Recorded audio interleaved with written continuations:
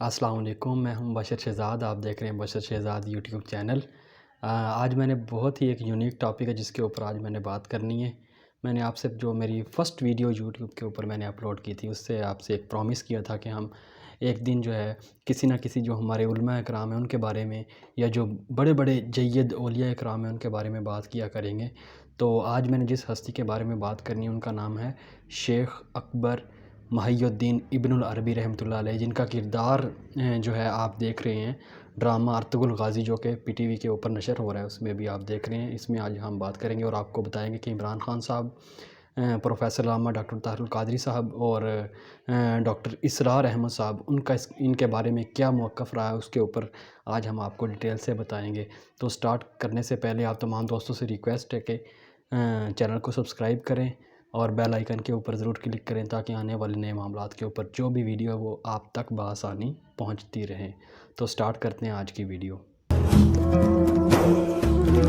ابن آدم کی ہدایت کے لیے اللہ تعالیٰ نے انبیاء اور رسول کو مابعوث فرمایا۔ جو تعلق بندہ اور خدا کا منقطع ہو چکا تھا، اس کو بحال کرنے کے لیے یہ سلسلہ چلتا رہا۔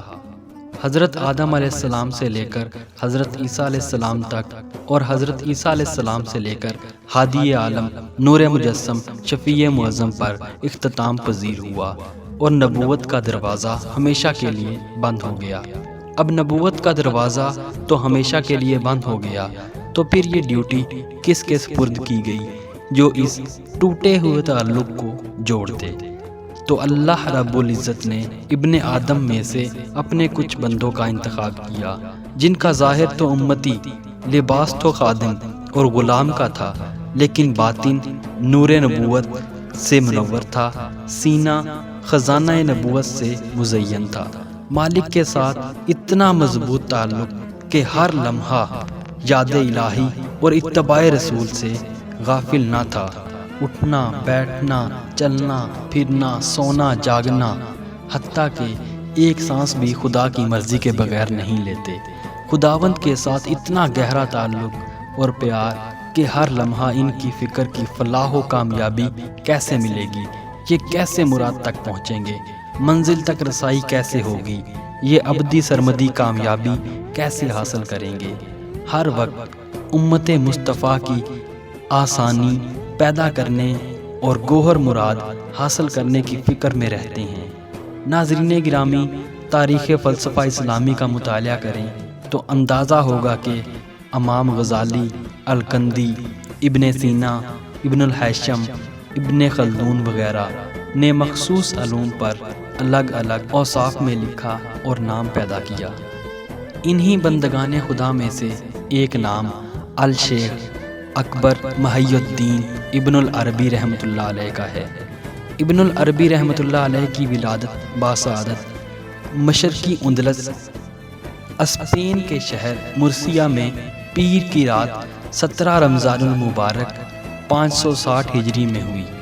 مشرق والے، خصوصاً وہ لوگ جن کی مادری زبان فارسی ہے، آپ رحمۃ اللہ علیہ کو ابن العربی کہتے ہیں، جبکہ مغرب میں آپ رحمۃ اللہ علیہ ابن العربی اور ابن سراقہ کے نام سے پہچانے جاتے ہیں۔ آپ کو سب سے زیادہ شہرت شیخ اکبر کے لقب سے ہوئی، اور مسلمانوں کی تاریخ میں یہ لقب کسی دوسری شخصیت کے لیے استعمال نہیں کیا گیا۔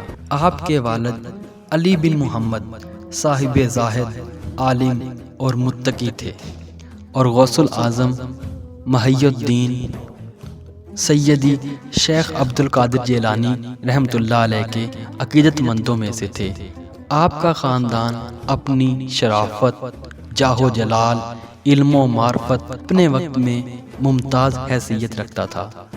آپ کے والد فقہ و حدیث میں ممتاز مقام رکھتے تھے۔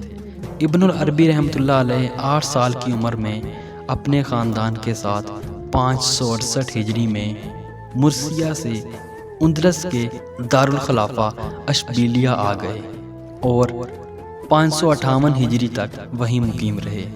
اس دوران ابن العربی رحمۃ اللہ علیہ نے علم و ادب میں دسترس حاصل کی۔ یہاں پر آپ رحمۃ اللہ علیہ تقریباً 30 سال کا عرصہ رہے اور اندلس کے صوفیہ اکرام سے استفادہ حاصل کیا۔ دینی اور دنیاوی تعلیم کے ساتھ ساتھ آپ کا بہت سا وقت صوفیہ اکرام کی خدمت میں گزرتا تھا۔ تصوف کا یہ سلسلہ آپ کے خاندان میں قائم تھا۔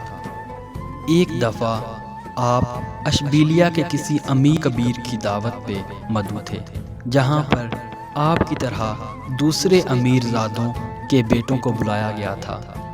کھانے کے بعد جب جام گردش کرنے لگا اور صراحی آپ تک پہنچی اور آپ نے جام کو اپنے ہاتھوں میں پکڑا تو غیب سے آواز آئی، اے محی الدین، کیا تم کو اسی لیے پیدا کیا گیا تھا؟ تو آپ نے جام کو رکھ دیا اور پریشانی کے عالم میں دعوت سے باہر نکل گئے۔ گیٹ پر آپ نے ایک چرواہے کو دیکھا جس کا لباس مٹی سے اٹا ہوا تھا۔ آپ رحمت اللہ علیہ اس کے ساتھ چلنے لگے اور شہر سے باہر اپنے کپڑوں کا اس کے کپڑوں کے ساتھ تبادلہ کیا۔ اس کے بعد آپ رحمت اللہ علیہ ایک قبرستان پہنچے۔ وہاں پر آپ رحمت اللہ علیہ ایک ٹوٹی ہوئی قبر میں جا اترے۔ دن رات ذکر الہی میں مصروف ہو گئے اور سوائے نماز کی ادائیگی کی وقت اس قبر سے باہر نہ نکلتے۔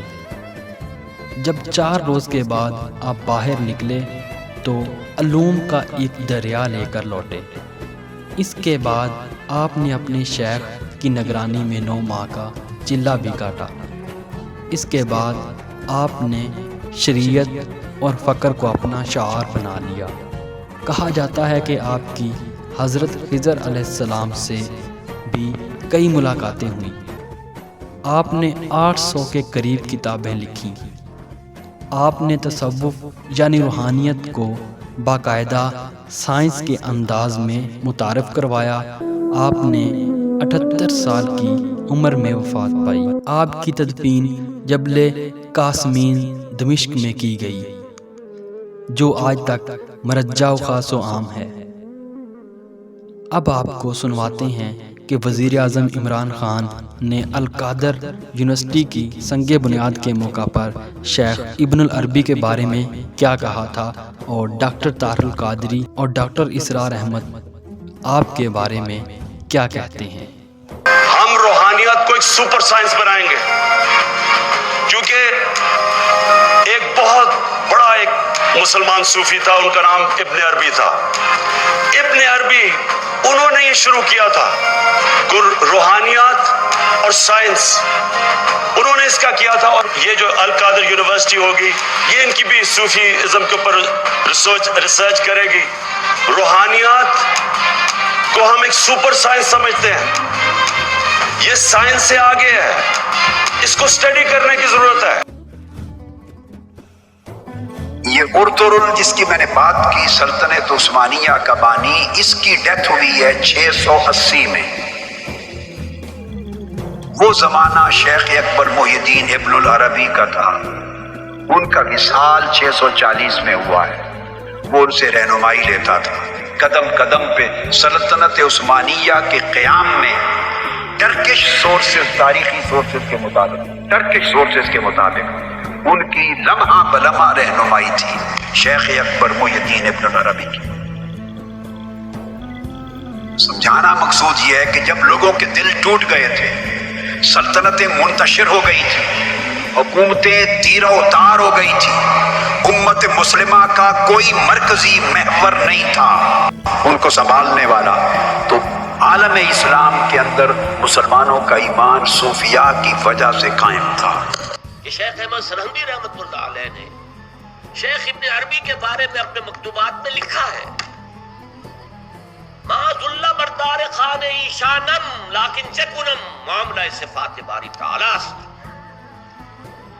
کہ ہم شیخ ابن عربی کے دسترخوان کے جھوٹے ٹکڑے کھانے والوں میں سے ہیں۔ کون کہہ رہا ہے؟ مجدد الفسانی کہہ رہا ہے۔ معاذ اللہ بردار خان ایشانم، ان کے دسترخوان کے سوکھے جوڑے ہوئے جھوٹے ٹکڑے کھانے والوں میں سے ہم ہیں، لیکن کیا کریں، معاملہ سے بات باری تعالیٰ۔ اس باری تعالیٰ کی صفات کا معاملہ ہے، ہمیں اختلاف کرنا پڑ رہا ہے، اختلاف ہم کر رہے ہیں، لیکن ہم ان کے دسترخوان کے جھوٹے ٹکڑے کھانے والے ہیں۔ یہ کہہ رہے ہیں شیخ احمد سرہندی رحمت اللہ علیہ۔ آپ کو اچھی طرح معلوم ہو گیا ہوگا کہ شیخ الاکبر ابن العربی کوئی معمولی شخص نہیں تھے۔ ارطغرل غازی اسی وجہ سے سلطنت عثمانیہ کی بنیاد رکھ سکے کیونکہ انہیں ہر قدم پر ابن العربی کی روحانی رہنمائی اور مدد حاصل تھی۔